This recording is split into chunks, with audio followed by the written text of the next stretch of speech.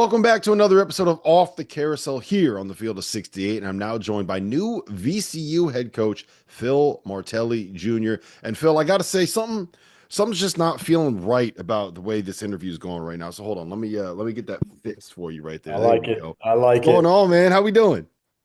I'm good. Phillies won last night, so everything's good. Yeah, you happy about that. I was told that one of the biggest selling points for you taking the VCU job is that it's finally a program where you are within driving distance of a Wawa. Can you confirm the truth? It is. And I didn't have my car the first couple weeks, so I had not been to Wawa. And I texted my wife and my son the first day I walked in. I sent them a picture. I said, "Can you believe I've been here? Whatever. It's been like 2, 3, almost 3 weeks." I said, "It's my first, walking into Wawa experience down here." Um, yeah, Philip, my oldest, he keeps the Wawa app on his phone just for when we're down the shore in Jersey in the summer, and tries to load up as many points as he can possibly load up in that week or two that we're down there. So he'll do some damage too. But yeah, that was a full family excitement of we're around the corner from a Wawa again. People don't understand what Mm. Wawa means to people from the Philadelphia area.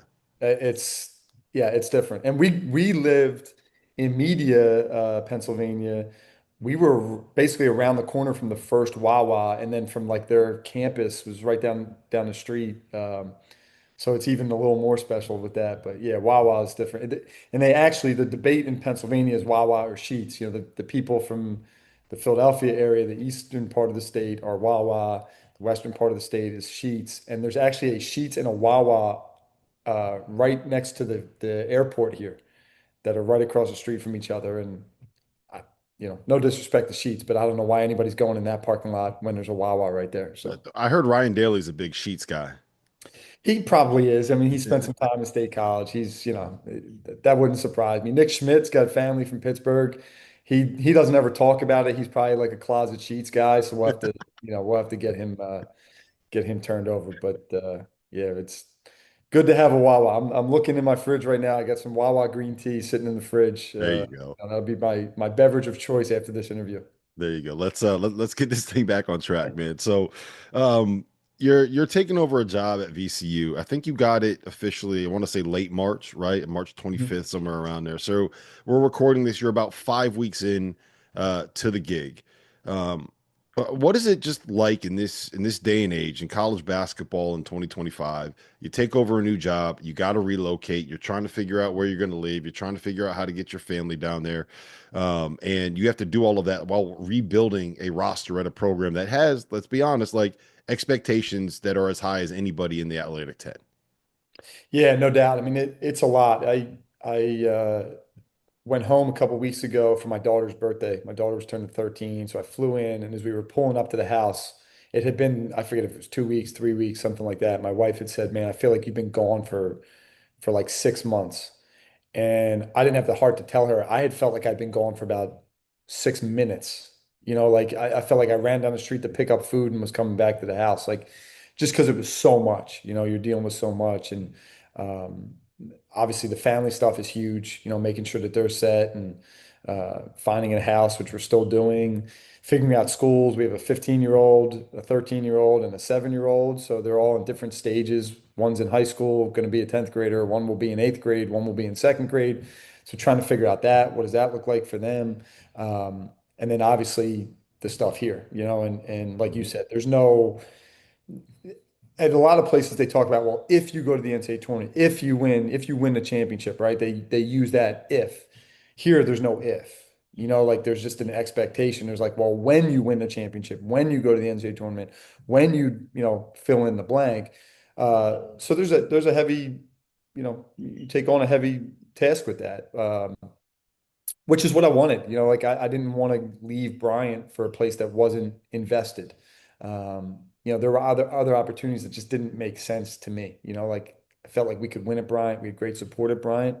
But this is different. This is different. You come here, the resources, the expectations, the support are of the highest level. Yeah, I mean, I think VCU is somewhere around like a top 25 or 30 job in America when you think of the fact that They are always going to be the best position program, one of the best position, but in my opinion, like the best position program to win the Atlantic 10, right? Um, it is a place where the home court is an absolute fortress. Like I don't know if you've experienced it yet, but I've been there for a couple of games, and there's nothing better than a good big game that is played in the Siegel Center on a Friday night with the Peppas rocking. Um, they're well financed, right? You have the support of the area. It's the biggest show in town. I just think you are set up to be able to have quite a bit of success there at VCU.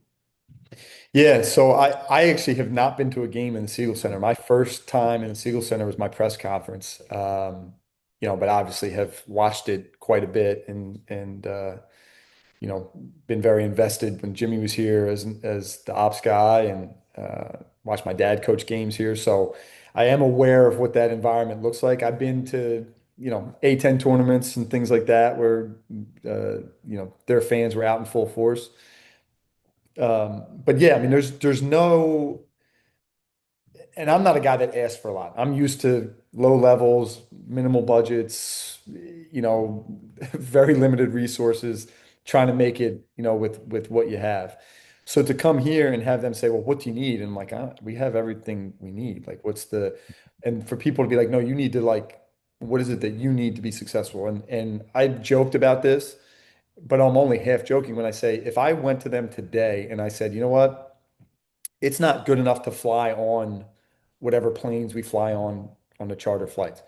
If I said we need a spaceship, they wouldn't say no. They wouldn't look at you like you were crazy. They should, but they would say, now they might not be able to do it, but they would call NASA. I don't even know if NASA's still around anymore, but they would call NASA, and be like, all right, how do we look at trying to purchase a spaceship? Like that, and again, I say it half joking, but also there's like a half truth to it of like, there wouldn't be what are you talking about? You're crazy.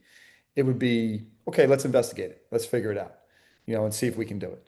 And that's what VCU is. It's just, it's like you said, it's funded, it's supported at the highest of high levels, and have been on the forefront of a lot of stuff, and I mean, there's people in the Power Four that I talk to that are still trying to figure some of this stuff out, the revenue sharing and Hmm. all this stuff. That they're still trying to figure it out. They're still not quite sure. Where at VCU, it's been let's be ahead and let's set the standard for those things. And if you look around at the programs that are having the most success, just look at this year's Final Four. Those four schools, they had figured this thing out a long time ago, right? Like they had it figured out of like the transfer portal, the NIL, the revenue sharing, they had all that figured out. And that's how I feel here. It's like we have it figured out where in talking to some other schools and other programs and things like that, they're like, well, what are you doing and how are you doing it? And what can we do? And you're like, it- you're like 2 years behind, and if you're Yep. trying to catch up from 2 years behind or 3 years behind in this landscape, that's going to be really hard to do. You're never going to be able to. You're never You're going to be never, able to catch up. And I think that's part of the value of being at a place like VCU is that you are ahead of the curve and in a position where a lot of the other programs, and this is me saying it, not you, I don't want to get you in trouble, but a lot of the other programs in that league are kind of trying to emulate what VCU has been able to figure out. And that's part of why, and I said this to someone the other day, it's part of why I really love like the career arc that you have taken, right? It's very easy to look at the title and look at the name on that office and say he got that job because of who his dad was, right? And when people say that, they ignore the fact that you spent, and I looked at your bio to make sure that I had this right. You spent, I believe it was 18 years at mid majors, and then 1 year in the G League, and 1 year as an ops guy for your dad at St. Joe's. And if your name was just like Ryan Daly instead of Phil Martelli, everyone would be like, look at this grinder. He paid his dues for 2 decades before he got his chance at a head coaching job, which, and we'll talk about this, came like in probably the weirdest circumstances that Mhm. you could have gotten. So I really respect the way that you put in your time and took advantage of the opportunity when it came to you. Yeah, I mean, it was not a meteoric rise, by any stretch. And uh, there's the twists and the turns of what we do, and yeah, there were plenty of times. I'm not gonna lie, there were plenty of times over those 20 years where you're sitting there going like, man, like I can't get a sniff at this, I can't get a sniff at that, whether it was assistant jobs, head coaching jobs, uh, any of it. But I do, in hindsight, look back and say I wouldn't trade any of those days, the hardest days. I wouldn't trade any of it, uh, for anything. But yeah, I mean, I tried to set out and do it my way, and obviously my dad was always there to kind of help along the way. But to be honest with you, like a big part of getting this job was my time at Niagara. Ed McLaughlin, our AD here, was our AD at Niagara. We started the same, I keep saying, I don't know if it was the same day. Could have been the same week. It was definitely the same month at Niagara. So we both kind of grew together in that time.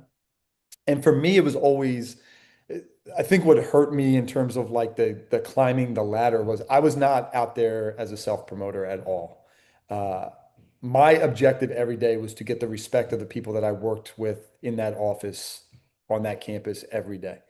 And there were a lot of times I'm like, I don't know if this is working. Like it's not getting me, I never went to get an A10 assistant job, tried, but no one would, just wouldn't get an opportunity. Um, Different head jobs, different things like that. But in the end of it, it did because of that time at Niagara, because of that relationship with Ed, and then being ready to be a head coach when your name is called. Uh, those things all set me up to again, it wasn't a meteoric 20 years, but the last 2 or 3 years have been feel like I've been on a meteor, and trying to keep it in the air and not crash it. If you haven't heard by now, we have partnered with BetMGM for the season. We'll be using BetMGM lines to make all of our picks, and we'll have special offers for the listeners and the viewers. Download the BetMGM app and sign up using the bonus code FIELD. Deposit at least $10 and place your first wager on any game, and you'll receive up to $1,500 in bonus bets. Go download the BetMGM app and use the code FIELD today. Yeah, well, that's what I was going to say. Is it might not have been a meteoric rise at the start, but you're what, 42, 43 years 43, old? yeah. Yeah, Yeah. you're 43 years old, and you've gone from being an assistant at Bryant to now the head coach at VCU over the span of 2 years. I would say there's you're on a little bit of a rocket ship right now. For Just sure that. yeah, let's go back to when you got the job at Bryant, because that was it was late September, and you're sitting there, you're the associate head coach, and then all of a sudden, boom, everything happens with Jared, and 2 days later you're named the interim, and then 5 weeks after that you're named the head coach, and then 3 days after that you go down to Boca Raton to beat a top 10 team in America in Florida Atlantic. Like, was there ever a point where you were just sitting there and you're like, is this a fever dream? Like, am I actually okay? Am I in a medically induced coma right now, and this is just where my head's playing?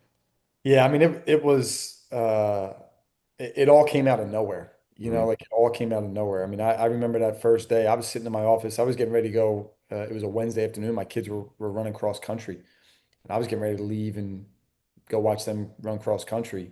We were off from practice, and they came in to me and they said, "You got anything going on?" I said, "No." They said, "Well, don't leave." And I was like, I called my wife. I said, I'm not coming. Something's going on. I don't know what." Um, and then they kind of said like, "Look, you're going to be the interim," and he had been placed on leave, and again, it all kind of came like what is going on? But at the same time, because of the time, we were already had already started 2 days of practice, and there wasn't time to almost really process what was going on. It was like, all right, now here's the list of 100 things that need to be done just for tomorrow, and that's how that felt, to be honest with you. It just felt like a constant, like, all right, we just need to, what do we need for tomorrow? What do we need for tomorrow? What do we need? Um, and then, yeah, like we went to, they had told me probably mid-October, like, you're going to be the permanent head coach, which was incredible. I mean, and again, I had dreamed about this for a long, long, long time, and a lot of different scenarios. That was not one of the scenarios I dreamed about becoming a head coach. But I got it, and again, it goes back to like just doing the job every day for those first 5 years as an assistant of you are auditioning, and sometimes people say that and you hear that and you're like, it doesn't mean anything to guys. But in reality, like I was, like they wouldn't have given me that job if they didn't see me work every day and the job I was doing there as an assistant. So, uh, and then, yeah, then to go down to we actually lost the first game we played after I got announced. I think it was the same day I got announced as the permanent head coach.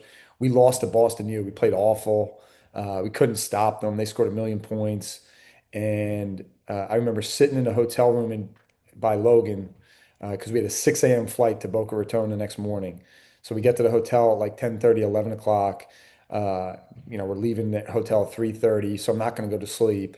And I'm on the phone with my wife at one point. I was down because I was like, man, like we had lost to Manhattan, who we shouldn't have lost to in the opener. Boston U was fine, but we should have won that game too. We just didn't play well, and I was like, man, like I don't know, maybe I'm not the guy. Maybe I'm not, you know, maybe I don't have it. And then we're getting ready to go play Florida Atlantic, who had just scored like 110 and 108 in 2 games and beat two teams by like 50 points, and you're like, they're 10th in the country. And yeah, we went down. We had an awful practice, because no one had slept. We got to the airport at 4 a.m. We get down there. We go try to go have a practice, which was awful. And I'm just on the bus on the way back. I'm like, man, what am I doing? Like, I am screwing this up. And we found our way. We found our way. We've got our legs back. We got some rest, got our energy back, and went out there and won the game. And then that kind of springboarded us through the season, along with having really good players. Yeah, the players help, right? That's the secret to all this.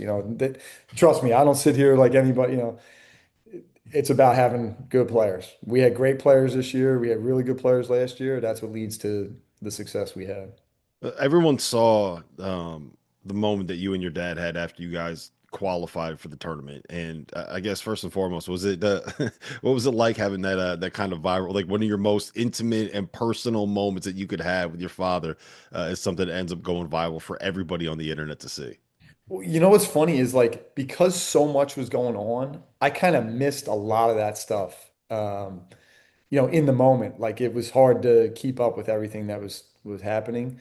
Um, So you made the NCAA tournament. You weren't just sitting there like refreshing Twitter Yeah, all like I was yeah. like, to be honest with you, Rob, like from the day that we finished the regular season, it was March 4th, through all of that, and then obviously this happening on the back end of it, like there was so much pressure going into that, from March 4th until our quarterfinal game against UMBC to the semifinal game against Albany to the championship against Maine, like and then when we won, then it was like, okay, now we got to talk about selection show. What are we doing for that? What are we doing? Blah, blah, blah, blah, blah, blah, blah, blah. Like getting these guys prepped. Because a lot of the people in the program had never been part of the NCAA tournament. So like I felt like, okay, now I've got to not just be the head coach, but like a little bit of the operations guy of like, all right, this is what we need to be ready for NCAA tournament. This is what the, media is going to be like. This is what the open practice is going to be like. So there was a lot of that. So yeah, there wasn't a lot of time to like stop and be like, oh, what's Twitter saying about us winning that? That was, and I'm not big on that stuff anyway. I don't, uh, it's important, but it's not something I'm sitting there like checking every day. Like, oh, what do people have? We had a job to do and we had to continue to do that job. So, but to have him there, to have my mom there, to have family and friends around to be able to share that because I've been on the other side of that, right? I've been able to hug him as he's coming off the court, winning a championship, doing all those things, and the emotion with that. So it's pretty cool for me to have now been on both sides of it and see really from two different lenses, what that feels like. So what is he like as a fan dad? Is he the guy that's like sitting behind the bench trying to help you out with everything? Is he the guy that sits, 3 rows on the other side and he's, cursing at the refs trying to get them to overturn a call they got wrong? Like what is he like as the fan dad? No, he's exactly now. Obviously, I haven't sat there with him, so I don't 100% know. But what's been relayed to me is exactly what I would have thought with him. It's the same that I was with him. Like you just sit there and internalize. Um, not a whole lot of emotion being shown, but a lot of emotion inside. Not super verbal. And really what's funny, and people are surprised, I think, to hear this, but we don't have a lot of X's and O's conversations. We'll have big picture conversations, how to navigate this landscape, things like that. Uh, the bulk of our conversations are really what was always his wheelhouse is people. Hmm. How are you managing the people? How are you dealing with the people? Did you connect with the, such and such? Yeah. Like it's that type of stuff. Rather than like hey, you know what? You're running that one play and your wing's too low, or like it's never that. It's never that. Or, you should be playing more zone defense, or you should be pressing like he's never been like that. Um, Now if I asked him, he certainly would, but it's never like, hey, watching the game and why are you playing that guy? We played a game this year at UMBC that he was at. And after the game, the one thing he said to me was, you got to make sure you grab one of the kids on the team that had been playing early in the year, was not playing very much. He said, you need to grab him. He was unbelievable on the bench. For a guy that was playing that didn't play in the game, like could have been lousy on the bench. He's like, he was awesome on your bench. You need to make sure you recognize that. So the next day in a film session, I made sure, hey, we pumped that up and shouted that out. It's those types of things. It's why he was so good at what he did, because he understood the X's and O's piece takes care of itself. It's the people, it's managing the people, and that's really where his focus always is with me. Yep. Yeah, that makes a lot of sense. I don't know. So I want to put a perspective the kind of path that you went on because I don't I think you'll remember this guy, but when I'm from Connecticut and Mhm. when I was in high school, I played AAU for a program called the Connecticut Gold, Yep. and I remember that there was a kid a year older than me who used to bust our ass every time that we had like 17s would play the 16s, right? And his name was Lenny Jefferson, and he was a point guard from I believe Norwalk, who ended Norwalk, up yep. being your captain at Central Connecticut, It right? was. Yeah, no, Lenny was he was one of the guys. It's funny when I took that job. So it was my first job out of school, Central Hmm. Connecticut. I was 21. I didn't turn 22 till August 2nd. So I took the job in June, I guess. So when I started, and 21 years old, like there were guys on that team that were at least a year, if not 2 years older than me through that year. In this day and age, Christ, there'd be freshmen that might You'd be be older yeah, than you'd be younger than the freshman on me. that roster. So there were guys that we basically were the same age, and trying to draw that line of, I'm on the coaching staff, I'm not your friend, but also developing those relationships. And Lenny was one that, for whatever reason, we just kind of connected, really quick. Um, and he just kind of became one of my guys, and we've stayed in close touch ever since. And somebody that I'm super happy for and his success as an assistant at Central Connecticut, and I'm quite sure that he has played a major part in the success there and any future success they have. Yeah, I remember just trying to guard him when I was like a sophomore in high school and being like, man, I might need to find something else to do. Like Yeah, he was good. basketball might not be it for me, man. This guy's killing me. He's going to Central. So, all right, last thing I got for you, and then I'm gonna let you go. Why do they stink, man? What's wrong with the Phillies? Fix them for me. I wish I knew. Um, I'm hoping that some of it is early. Here's what this is what I'm trying to hang on to. Last year ran through the regular season, at least the first probably half or three quarters of the regular season, and then it fell off. I'm hoping they're just getting their legs. Um, Again, I haven't had a ton of time. I get back to the hotel. I'm still in the hotel, so I get back to the hotel and I flip on my computer and flip the game on. It's usually like the sixth, seventh inning. Um, so I don't know. I don't know if Half it's the time it's lineup already stuff. 8-2 at that point too. So you're just like, Yeah, yeah, I'm not. last night at least it was 7-2, the right way when I flipped it on. But yeah, I don't know. I don't know. Obviously the pitching hasn't been as up to par as you would have thought. The bullpen was so good last year during the regular season, and then obviously not as good in the postseason, and that seems like that's continued a little bit. But hoping they figure it out. I still have faith. I'm still a believer. I still think the lineup has, when you look up and down that lineup, there's still a threat in every spot, and the pitching staff, and I'm a Rob Thompson believer. I know he'll get them right. Yeah. We still Yeah. need we're going to need something now. There's going to need to be a big trade deadline, something to kind of spark it, I think. Yeah, or maybe just, I've always thought it was really hard to hit a 100-mile-an-hour fastball until I saw the Yeah. Phillies bullpen this season. And then I It's realized, you know what, maybe these big league hitters, they know what they're doing. Yeah, that's a fact. But hopefully to turn. Baseball, it's a long season, so Yeah, that it is. they That it uh is. they hit their stride. They just got to hit their stride. Those first 2 years of those runs hit their stride, in August and rode it through September, October. Last year they hit their stride too early, it looked like, and then kind of lost their way. But got to stay healthy and get the bats going. It's starting to get warm out, so hopefully the bats get going, the arms get going, and we get a few wins. A Phillies World Series or another Eagles Super Bowl? What do you? Phillies World Series, Yeah, 100%. The day the Eagles won the Super Bowl Sunday, I said to my sons, I said, "There's going to be a Phillies parade in November." I'm sticking with that. That's what I'm happy for the Eagles. My brother-in-law works for the Eagles. He was on the floats. He's on the business side, but my sister and her kids were at NovaCare, to lead off the parade, the whole deal. So I root heavily, heavily, heavily for them. Um, but yeah, the You're a Phillies are my baseball spot guy. Yeah. because it's hard to be a fan of anything else. Like for football. I feel like the first 3, 4 weeks, I kind of know what's going on. And then we get into practice. And then after that, I'm like, I look up and somebody will be like, you know, like when it took, I don't think I knew that the Commanders were any good until like after Christmas. I was like, the Commanders, like I don't even know if I knew they were a team. Like I was like, they're good, like they're in the playoffs.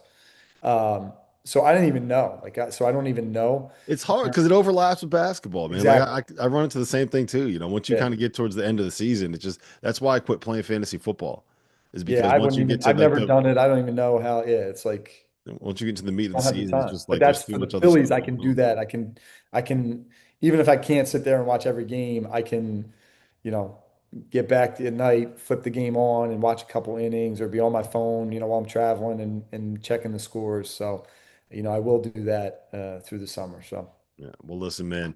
I appreciate you being here. Congratulations on the job. It's going to be fun to watch you guys. We're doing our A10 podcast again, so don't let this be the awesome. last time. I need you to win enough games that we got to have you be a recurring guest on the Anytime, A10 Insider anytime. I'd love podcast, to do man. that. Go Phil.